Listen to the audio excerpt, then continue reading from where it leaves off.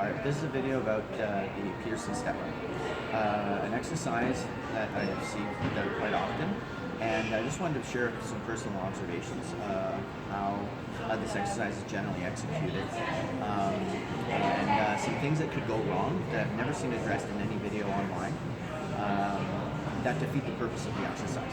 Okay, so the purpose of the exercise is to work the stability of the knee by developing the VMO. It's a very effective exercise when done correctly to do that. The history of the exercise is that they developed it one of the reasons why they developed it was to remedy knees caving in during a squat. Okay, so they felt that they needed to address stability of the knee. Later, they realized that it was not just stability of the knee, but it was a relationship between the VMO and the glute medius that was causing this instability. I had my own thoughts about what's actually causing the knees coming in when you're squatting, but regardless, the Peterson step up in and of itself is a phenomenal exercise for improving the integrity and the stability of the knee. One of the first things I want to do is I want to address the exercise. That's something that isn't really addressed in any of the videos that I've seen. The most detailed video that I've seen is the one that Peterson has, where he measures, he has very specific cues for how to position yourself. So one of the things that he talks about is when you do the exercise, to position the heel exactly in front of the foot, and to keep the heel elevated by strength of the calf. Okay. A couple of things that does. Number one, by starting the exercise from the bottom, by making it a step up, you're challenging some of the most difficult parts of the exercise at the most difficult portion of the exercise. While there's a lot of value in performing the exercise with the heel elevated without an actual prop to hold it up, it's again something that's much more challenging and a lot more things can go wrong. Okay? So, what people generally do when they do this is as soon as they get up, the heel will come down, right? And what we want in that exercise is we want to have a little bit of prolonged exposure on the VMO. Okay, cueing is one thing, but again, too many things can go wrong.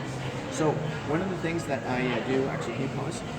So one of the things that you can do to make it to reduce the difficulty of the exercise and take a lot of these pieces out of the guesswork is, number one, use a prop to elevate the heel. So now balance isn't going to be challenged. Again, we can save the balance for a more advanced version of the exercise. Another one is to just do it on the stairs, because the stairs will automatically force you to put the heel exactly where it needs to be put, because it just can't go any closer to the foot. The other thing that you can do, and the other advantage of using the stairs, is that you have the railing that you can use to balance yourself if you need to. Okay? So a couple of the things that will generally go wrong with this exercise that you will have to do no matter what is what the hip is doing. Okay? So you'll notice with this exercise that if you do this, and this is something I've never seen addressed, you're not really stabilizing at the hip, even though the knee is in a pretty good position, because it's a relationship between the VMO and the glute medius. If you don't address them both with this exercise, then you're going to be defeating the purpose. You might still be getting some good VMO activation, but the communication between the knee and the hip isn't there. So when actual practice, when people are squatting or lunging or doing whatever it is that they're doing, the hip is still going to pop out, creating that instability of the knee. So it's important to address the other aspect. One more aspect there about the hip is how far back is the hip going, right? If you're going back too far, even with the heel elevated, you're not going to be getting any activation. Same thing as well, if you just go forward too far, you might be putting too much load on the knee. Another thing as well is that by starting from the bottom, you're starting the exercise from the most difficult part. It makes it a much better regression if you look at it from a Peterson step down as opposed to a step up, so you can gradually increase the resistance and pause and make sure that the person that's performing the exercise is paying attention to the right pieces.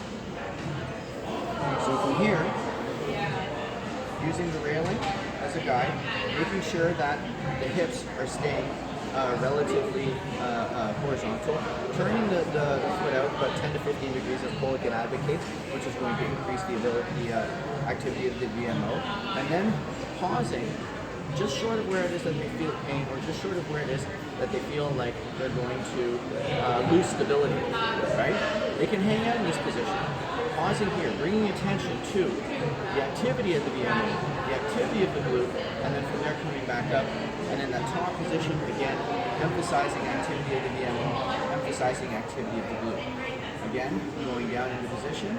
Let's just say this would be an easier version, where they're just pausing in that position, where they're feeling the tension, cueing, bringing awareness to the two pieces, and then from there, coming back up in position.